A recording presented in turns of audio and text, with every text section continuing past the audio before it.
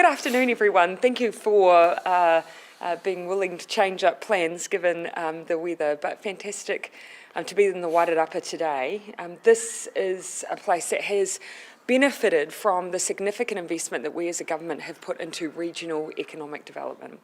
When we took office, our view was that our regions had suffered from consistent lack of investment and that if we wanted to grow our economy, we needed to start with our regions. We've done that through a range of initiatives. The Provincial Growth Fund has been one initiative, so has our investment and changed investment through NZTA, also the New Zealand Upgrade, and of course our response to COVID, which has seen a number of community-based projects funded as well. It has meant that we have been the government of infrastructure, and we have been, in my mind, the government of the regions. Though for today, we're announcing Labour's policy for regional economic development going forward, and for that, I'll ask our Economic Development and Regional Economic Development spokesperson, Phil Twyford, to give you an introduction to the policy. Then we'll be happy to take questions, and I do want to acknowledge Dame Margaret, who is here and is involved in economic development locally, and she may, after we give some comments, if you're interested in talking to someone from that perspective, we'll hand over at that point. Phil. Thank you, Prime Minister. So today we're announcing a regional partnerships fund as Labour's campaign pledge on regional economic development. It's an initial $200 million seed fund designed to support regional economic development strategies. And as the Prime Minister said, we're exceptionally proud of the work that's been done with the PGF over the last 3 years. It's been a groundbreaking initiative, one of the biggest funds in the OECD and perhaps anywhere internationally for the support of regional economic development. Our policy going into the next 3 years has two qualities that I want to underline. So the first is that we will take a more focused approach to link up central government support for regional economic development with strategies that are developed in the regions by economic development agencies, councils and other economic leaders in the regions. And there are some fantastic strategies that have been developed over the last few years. The Tai Potini strategy in the West Coast is an example. But all over the country, regional economic leaders have been developing strategies designed to boost productivity and increase well-being and generate sustainable growth in the regions. And so we'll be working more closely with those strategies. The other thing that we are going to do with our regional economic development policy is link it more tightly with our industry policy, which is designed to grow productivity, targeting particular sectors like agri-tech, where New Zealand has a strong competitive advantage internationally, but we've never really realised the potential of technology in agriculture. Another one is in the digital sector, where we've got a fast-growing high-tech industry, more than $1 billion plus in revenue every year. We want to grow that, and we want to grow large New Zealand firms that can take on global markets. Another one is, another good example is in Canterbury, where there's a really vibrant, advanced specialist manufacturing sector with a lot of great New Zealand firms who are doing high-value, high-tech R&D and exporting it to the world. So our regional economic development strategy will link up with those sunrise industries. Another example is in the Bay of Plenty, where horticulture and robotics and the automation of things like asparagus pickers or kiwi fruit harvesting is a rapidly growing sector there. So those are the two key elements of the plan. But as the Prime Minister said, it also links up with what we're doing in infrastructure and transport. We've got a $14 billion infrastructure program that embraces transport, state housing, schools, hospitals. There's the $3 billion shovel-ready infrastructure program that we announced earlier this year, and we take a regional lens to all of that investment. So I'll leave that there. Thank you. Thank you, Phil. As you can see, today we are making a commitment for ongoing regional economic development. PGF funding will continue as the projects that have been funded complete their course, and so we envision that that will take some years to come. But we are starting now to pivot and move into a form of investment that will support existing regional economic development strategies. So the investment will be there, we're just delivering it in a different way, in a way that is directly partnered with those opportunities that our regional economic development agencies are identifying and partnering with them to deliver on them. But look, happy to answer questions.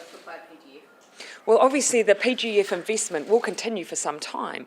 What we're saying is that if the PGF has taught us how important that investment into our regional economies is, we will continue that, but we will do it differently. No, I think that initial burst of support into our regional economies has been incredibly important, and I see the ongoing impact of those initiatives even now as I travel across the country. But in the next phase, our view is that now's then the time to partner with those regional economic development agencies, some of which have been funded to develop plans by the work we've done in the last 3 years, and help them deliver the strategies they've identified going forward. Sorry, what was that? The PGF was only ever designed to be a $3 billion project over 3 years. Now that it's coming to its completion, our view is that going forward, we need to keep investing in our regional economies. We want to do it in partnership with the local economic development agencies. That's how we can drive initiatives that locally will make the biggest difference. You know, look, my view is now is simply not the time. And what they have announced today is unaffordable and is raiding from a fund that has to be available to make sure that we as a nation can keep responding to the challenge of COVID, not deliver unaffordable tax cuts. I think it's irresponsible as well. What this will mean is that the money that's needed to fund our hospitals and our schools is compromised. It simply doesn't add up. There is no way that they will be able to meet even the basic costs of funding DHBs or funding our primary schools with the amount of money they've left themselves here. It feels a bit like to me it's been done on the fly. This is not the actions of a responsible party. You think it's an election vibe? Well, I just think it's clearly being done in a desperate way. And I think New Zealanders know that what we need at the moment is stability and consistency and a plan that will create jobs and support people through this. That is not what National have proposed to do. Yep, sorry? Well, I think it's totally irresponsible at this time where we need to be making sure that we're investing in our services, that we do have a fund available as we continue to manage COVID. They are raiding that for tax cuts. That's just not right, and it is not the actions of a responsible party, let alone a responsible economic manager. Just jumping up and down though because you're scared this will win the next vote. No, I absolutely back our plan because it is already making a difference to New Zealanders. It's already making a difference to our recovery. For me, I'm just going to call this what it is. I don't think it's responsible, and I don't think it's the right time for an initiative like this. We just can't afford it. Senator Collins originally had said there would not be tax cuts. It was also a 30% debt plan. Yeah. When do you think it changed? Well, that would be a question for the National Party, but obviously quite a dramatic change to see a change in debt target and also the addition of tax cuts in what I believe is the last 3 to 4 weeks. And so ultimately that's a question for the National Party. Our view is what we need now is really careful economic management. We need certainty and we need a plan, and that is what we've delivered and will continue to deliver if we're returned. On the BGF, looking back in retrospect, was it a bit blunt, a little bit untargeted, maybe too central government led? I mean, if you compare it to the plan you have now. Well, I think, just if I may, one thing to keep in mind is that at the time it was introduced, we had not seen that scale of investment at a local level ever. So the idea that you would have pre-planned economic development plans to the scale we needed, I think probably wouldn't be fair to some of our regions because there just hadn't been that investment in partnership with central government. What the PGF has enabled us to do is really simulate that work to be done. And local government in particular can see now that there's a partnership and an opportunity. A lot of work has been done and now it presents an opportunity for us collectively going forwed. What is that the National Party says that it will But, sorry, Phil, do you want to say, have you got something further on that? Yeah, I think it's true that that no government in New Zealand for decades has attempted something like the PGF. And it has stimulated local government and communities, Māori organisations, iwi, all around New Zealand. There's been a huge upswelling of local regional economic development activity. And that's great, and we want to build on that. The other thing is that one of the things that's been achieved in the last 3 years is from scratch the building of a really significant capability within central government in MB, the Provincial Development Unit. A really impressive machinery to run this program, to work with communities, EDAs, councils, and we're going to retain that capacity. We're going to fine-tune it and refocus the program a bit. How much of the $3 billion is left unallocated at this point? It's a reasonably small amount at this stage. There are one or two areas where sector plans have been made, but specific projects haven't yet been agreed, and you will have noted in our policy statement we said we will take a look at those, but the vast bulk of it has at least been allocated.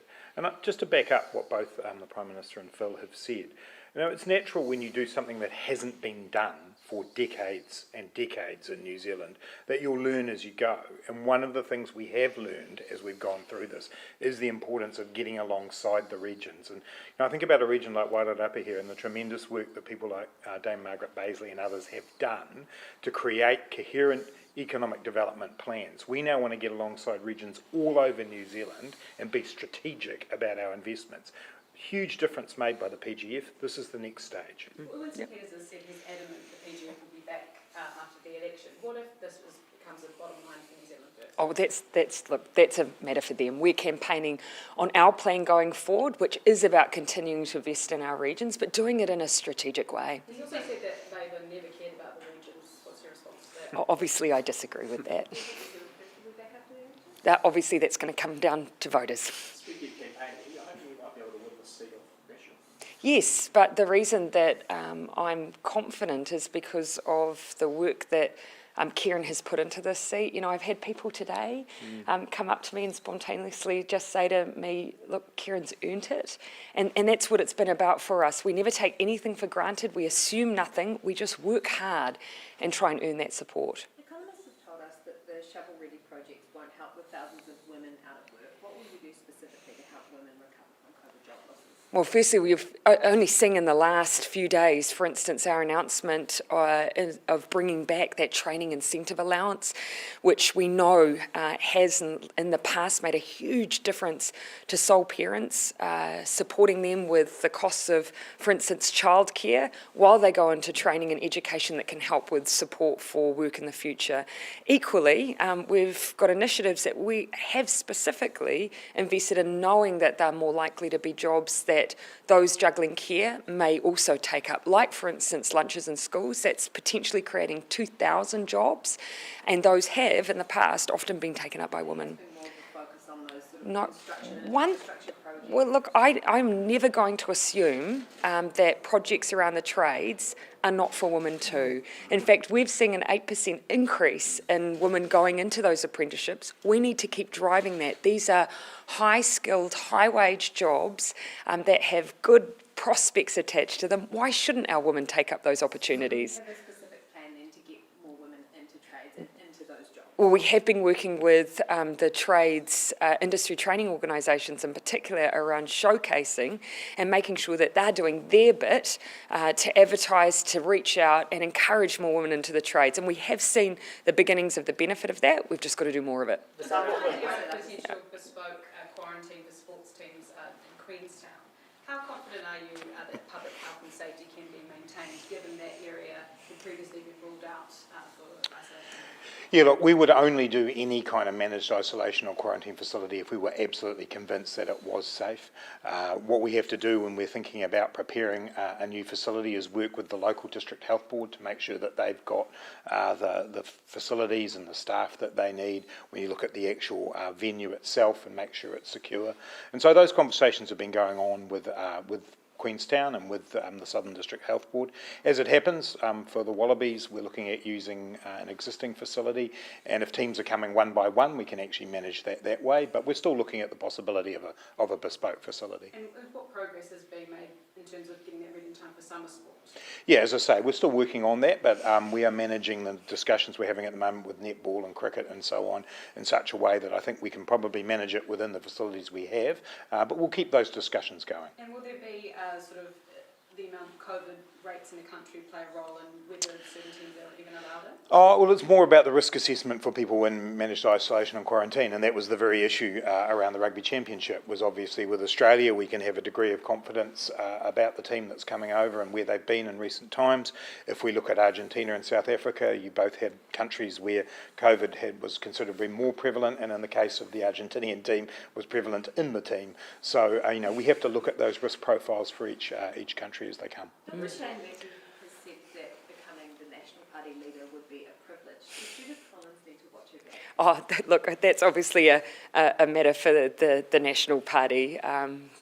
Yes, I'll leave it there. On private minister, the primary school student in South Auckland who went to school while waiting for a test, it seemed like the Ministry of Health knew about it as a current case, not a current case, a likely case.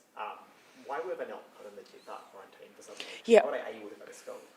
Yes, my understanding is that they had been. So yesterday was when I last got my brief on that, and it seems that there just were some issues around understanding the length of isolation required for the family and some issues around that. So I'd want to get an update on the brief, but that was the information I got yesterday. So were the family not told how long they had to stay, or would the Ministry of Health go another way, or what happened? No, my understanding is that there are some English as second language issues there, some issues around their understanding of the length of isolation required, but my understanding is also that family members had been in quarantine as well. In terms of supports for women, is that aspirational message that you can become an electrician, is that enough based on the scale of the problem, or does there need to be more targeted long-term supports for women finding themselves out of work in COVID-19?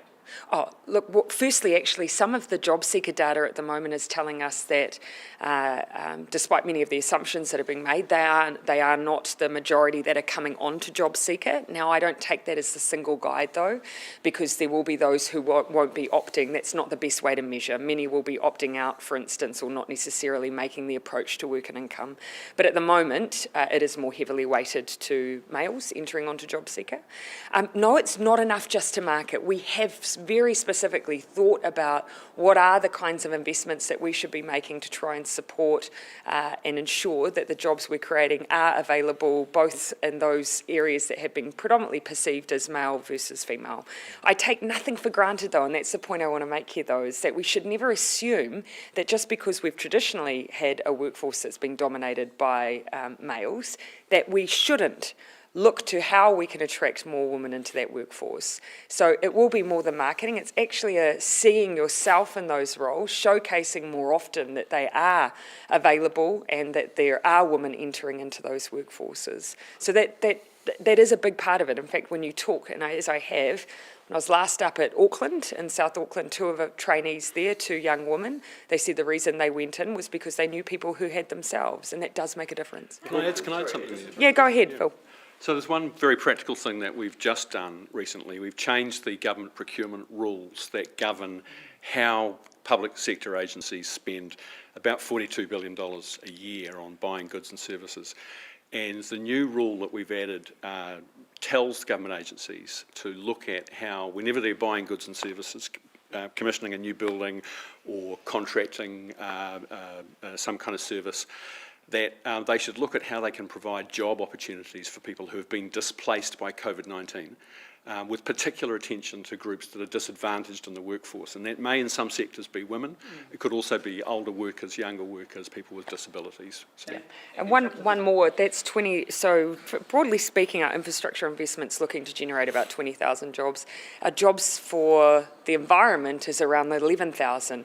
I'm already hearing that in different parts of the country, we're seeing those who have been in tourism, and we do, of course, have a large number of women employed in those sectors, are going into those roles. And so there are opportunities there, of course. Justin, I'm sure you'd be glad you asked this, because I also will add to that the flexi-wage policy includes a specific ring fencing of funding for people to start their own businesses, which we know is something that, again, is available to everybody and will be particularly attractive to people coming out of a sector like tourism or retail. And within the free trades training, it's not just the heavy industries, which, as we have said are equally available for women, but it's also community care, elder Mental care, health. mental health care. Yep. So, as you can tell, there's a wide range of responses to this. Is it hard to fight? Fulsome, someone might say. Is it hard to fight an election where you are proposing to raise taxes and National is proposing to cut them? No, because I think ultimately voters will look at this time and say what's right for New Zealand right now. Now, our view is we want to maintain high quality health and education services. We want to make sure that we have a bit available to keep getting us through COVID, support our small businesses, support our job creators. Now is just not the time for tax cuts. And I genuinely believe New Zealanders will look at the environment right now and agree with that. $3 grand in your back pocket is a Yeah, but actually, I think if you ask New Zealanders right now, what are they worried about? They're worried about whether or not their kids are going to have a job, whether their kids are going to be in school, whether they can have the health services they need.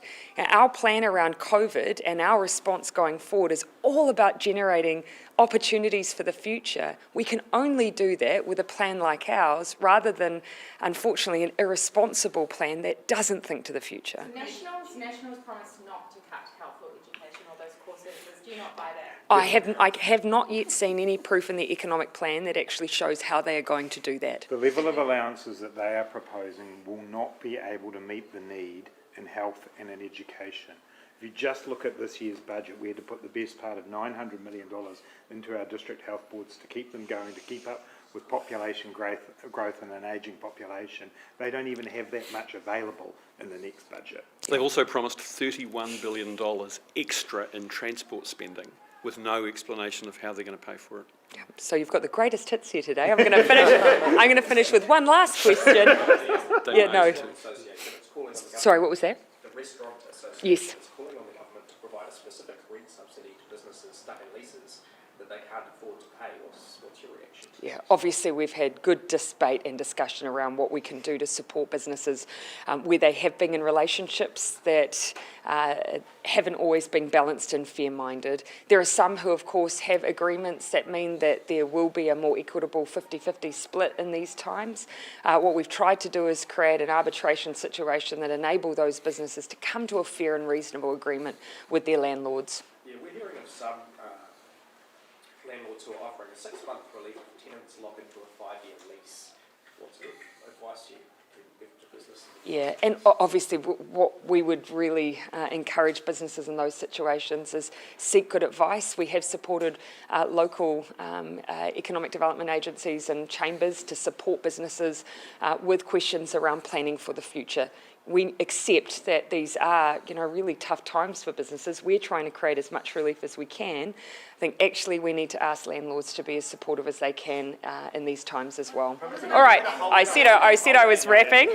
Should we offer Margaret, please? Yeah. Margaret, we should If go. anyone wants to have a chat to Dame Margaret, she's here as well. There you are. Clear the decks.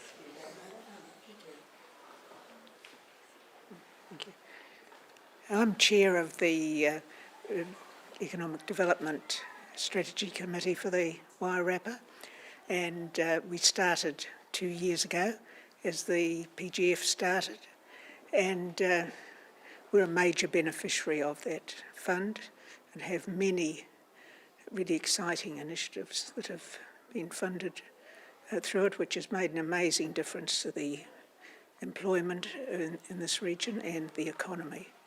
And it's going to be great if that fund continues, because I think it's, I've watched for nearly 50 years as people have grappled with economic development in the regions, and at last it's happened, and it's really mobilised the communities to work together to get the funding, and it's been a huge success. So I hope whoever becomes the government will carry it on. Would you like to see that fund replicated for another $3 billion for the next 3 years? Well, I don't mind how much it is, as long as it continues. How many jobs do you think it's contributed to or kind of created in the Wairarapa? We've just today finalised a workforce development plan for the Wairarapa, so we're now in a position to really monitor things very carefully. We've been scrambling really to get policies in place up to this moment. Was it about the money was suddenly there, but you didn't quite have the plan ready to spend it? Well, Wairarapa was fortunate because it had just finished an economic development plan 2 years ago, and I was appointed to chair the committee, but we had to scramble to decide what money the request we should put forward. That was, we've had to work very hard on that. But we're better organised now and getting really organised in the hopes that the fund will continue. We're going to have our list ready this time. So would you like the idea of more sort of collaborative, strategic partnership going forward? Or would you prefer the sort of model that was there under the initial PGF? I'm all for collaboration. I think the one thing I've learnt in my career that's how you go forward, through collaboration. So it always works.